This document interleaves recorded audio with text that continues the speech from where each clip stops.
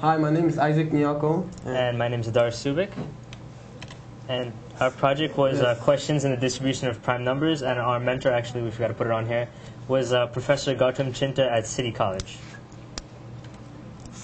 Prime numbers. General facts. A prime number is any number greater than 0 that is divisible by 1 in itself. Integers can be expressed as products of prime numbers. For example, 100 can be expressed as 2 squared times 5 squared. All right, and fundamental questions that we actually addressed there were: how do you decide if a number is prime, 1 and 2? Given any number, how do you factor it into the product of prime numbers? 299. P divided by 299. And then we did a test. 2 divided by 299, no. 3 divided by 299, no. 5 divided by 299, no. And then we have to figure out up to what value of P must we check to see if 299 divided by n is prime. So what we did was we created a little equation here. We said 299 is equal to P times D, right? Those are two values we created.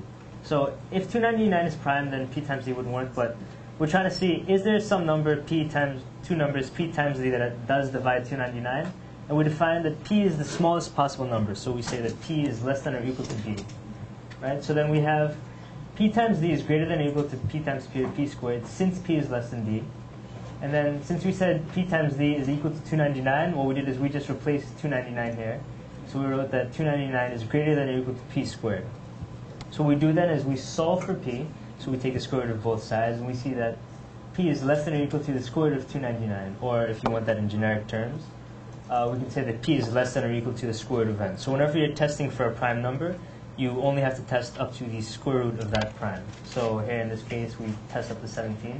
So you go continue. We test the 7 divided 299, no, it's 13, the 11 divided 299, until we get to 13, and we find that 13 does in fact divide 299, and that gives you 13 times 23 is 299. So in doing that, we actually answered two questions. One, we found that 299 is not a prime number, and two, we factored it into its prime components, 13 and 23. Now, another way of finding out prime numbers is to use what we call the sieve of Eratosthenes. Instead of going and testing every possible number to see if it's prime, you can just make a list of all the primes. So what you do to use this sieve of Eratosthenes is first you cross out 1, because 1 isn't a prime number.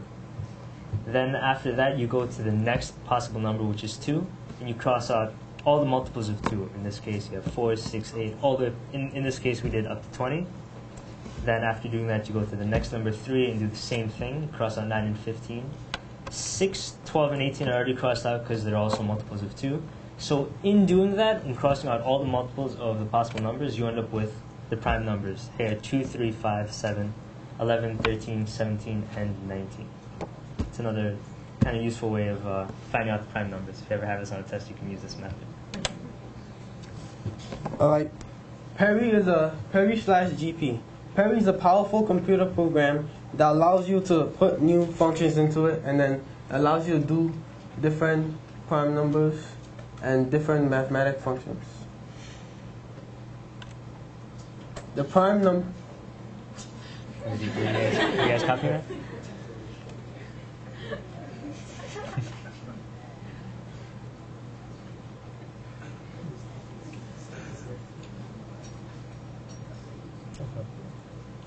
Okay. The prime number race. Using the modular arithmetic, the prime numbers were divided into two columns, 1 mod 4 and 3 mod 4. You divide into 1 mod 4 because 5 divided by 4 gives you a remainder of 1. 13 divided by 4 gives you a remainder of 1, and then so on. So if you were to divide 5 by 4, right, what would you get? You get 1 remainder of 1, because 5 goes into 4 once. So what modular arithmetic means is you're taking, okay, you're dividing it and you're looking at only the remainder. That's what mod is. So for instance, you take 5 divided by 4 gives you a remainder of 1. So you put it in the 1 mod 4 column. 3, if you divide 3 by 4, you get 0 remainder 3. So we put it in the column 3 mod 4, and so on and so forth. And then something that we found out about when we divide this. Prime number race. As far as the race goes, it seems that 3 mod 4 is always in the lead. In fact, as the prime approached infinity, 3 mod 4 wins approximately 99.59% of the time. We also did this for mod 3, mod 5, and mod 6. So like if you go back and look at this table, okay, the first prime, in this case we don't use 2 because 2 is when you divide it by 4 you get a remainder of 2, and that's the only case that happens, is the only even prime. So we start with 3. So when you have 3 is first, it goes in 3 mod 4. The next number is 5 and 1. The next prime number is 7 in 3 mod 4. It's winning again. Then the next is 11, which is also in 3 mod 4. So if you go all the way up to infinity, more numbers would fall into 3 mod 4 than they would in 1 mod 4. And this happens in a lot of the mod where one always takes the lead more than the other. So what we did is we actually did a lot of research into this. Like we're still working on this project, seeing which one goes into what. And then, okay, that was the realm of rational prime numbers. So you have 2, 3, 5, 7. And what we're actually doing now, and it's part of our future research, is what we call Gaussian integers and Gaussian prime numbers. Now, Gaussian integers are numbers in the form of a plus bi, also known as complex numbers, where a and b are both integers. So, for example, you have 2 plus 3i or 6 minus 8i. I'm sure a lot of you have seen these complex numbers before. Now, a Gaussian integer is considered a Gaussian prime if it has no proper divisors other than plus or minus 1, plus or minus I, and multiples of itself by plus or minus 1 and plus or minus I. For example, if you're given 1 plus 2i, it's a complex number, you can only divide it into -1 times -1 minus 2i, or I times 2 minus I. Right? And see, if you look at this carefully, it's pretty pointless to do this. So we consider 1 plus 2i to be a Gaussian prime, since it has no proper divisors other than plus or minus 1 or plus or minus I. Oops, there's more.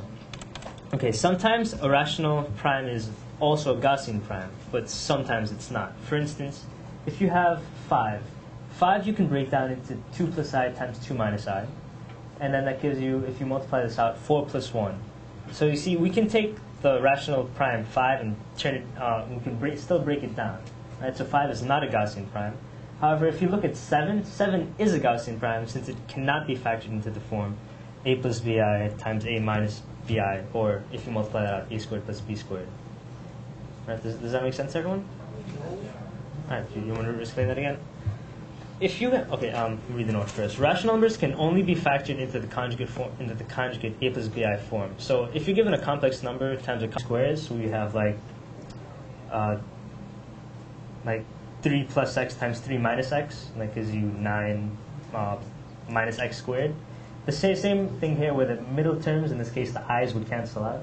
So you have 2 times 2 is 4, minus 2i plus 2i, that cancels out, and then you have minus I squared. Right, so that gives you, I squared is -1, so it's minus -1. That turns into 4 plus 1, so you get 5. Right, so that shows you 5 is not a Gaussian prime, but here 7 is a Gaussian prime since you can write it in that form. Right. And our credits, we would like to thank Professor Gautam Chinta, City College of New York, the ACS staff, Cornell Medical University, Dr. Sapachari, and you, the audience listening.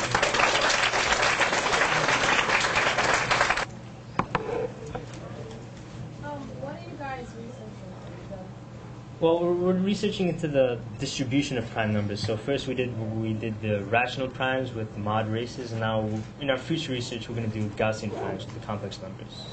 Yes? What implications can this research provide? Well, this is actually what we call prime number theory, and number theory as a whole doesn't really deal with applications of mathematics, but more theoretical mathematics. So it's not like engineering where you can just take it and apply it, okay, this is how we design the bridge. It's more theoretical than that. Just a second. Please get up while you speak so that everyone can hear you well, and speak loudly. Next question over here. You have a question, Does Gaussian primes have to be a complex number? Does it have to have I in it? No, it doesn't. What we said was rational primes can also be Gaussian primes. So, for instance, 7, it doesn't have an I in it, but it's also a Gaussian prime because you can't factor it into a plus bi, a minus bi form. Thank you.